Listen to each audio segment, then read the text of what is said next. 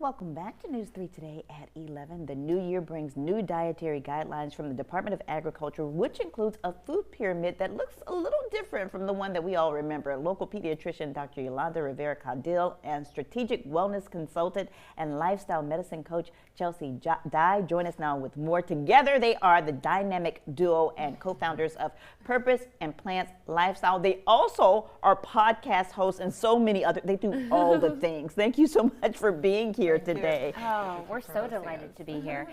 So I'm sure if you've been following the news, you've seen how the new pyramid is interesting because it's flipped upside down. Yeah. But then also a little bit controversial. Yeah. So we're talking about the good things and some things that you really want to look at. Okay.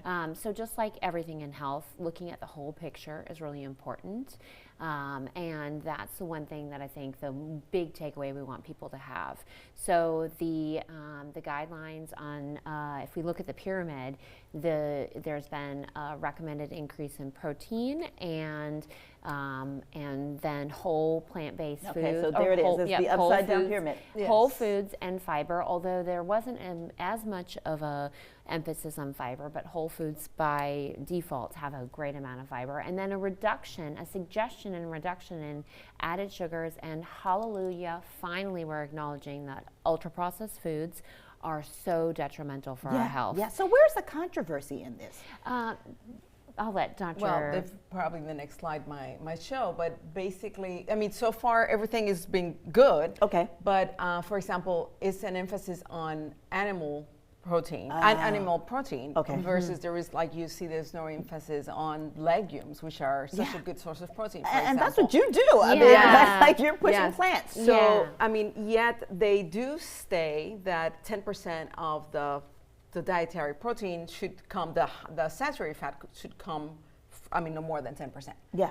But when you put like half of the pyramid is animal fat, is very hard to accomplish that. Yeah. So, Kim, those two don't equate, essentially. If you're telling the American public not to have more than 10% saturated fat, but then you're also suggesting tallow and beef as a mainstay in the diet, while there might be some benefit in smaller quantities, depending on what research you look at, that is really challenging. So I think a lot of people are going to hear the beef and the tallow and the butter and think, oh, that's a carte blanche to be able to have whatever I want. Yeah, and what does that lead to when you do that? Well, more cardiovascular disease, more problems with weight, trying to keep the weight down, and low-grade inflammation.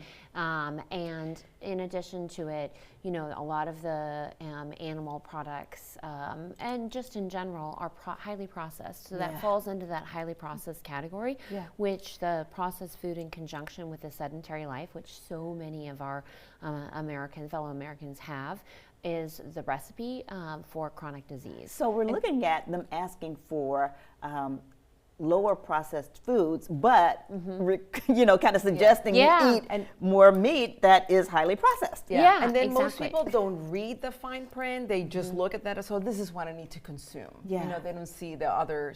And when you see the dietary guidelines of other countries, they advocate for more grains, whole grains, more fiber, and less of saturated fat, less of animal protein. So but the silver lining is that we are acknowledging that over 50% of the American population's diet is ultra-processed foods. Yeah. So we're working to change that. It's just read the fine print, and crowding out with whole foods, reducing your sugary beverages, or at least fully even eliminating them will help to move the needle when it comes to that.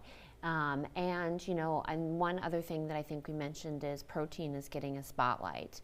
However, I think that by the general population, there's this idea that you can't be plant forward or whole food based and get enough protein, and that's not necessarily true at all. And the other thing is that United States, the population is fiber deficient. We're not protein deficient, but as a whole, we are very fiber deficient. 95% of the people do not consume the amount of fiber. So it's a little bit confusing and concerning. That these are the recommendations. But you want to make sure that people know that small steps do make a big difference. Baby absolutely. steps, right? Absolutely, Exactly. tiny steps do make a difference. So, work to get your 3 vegetables, 2 fruits, and more. Eat your whole grains. Crowd your plate out with real whole foods, and the only source of fiber you're going to get are from plants. Be strategic and smart, but just know, give yourself some grace, and it's one step at a time. One step at a time. Yes. And remember the other guidelines of walking and community and sleep and yeah, everything. It all goes just together. as important. Yeah, Okay. the whole picture is really important. And if they want to get a guide, a protein guide, and they can just, our audience can just click the link, the QR code, and download a protein guide, which has some recipes, some plant-forward recipes, and some information about protein. And join us on the 5th of February for our lunchtime series.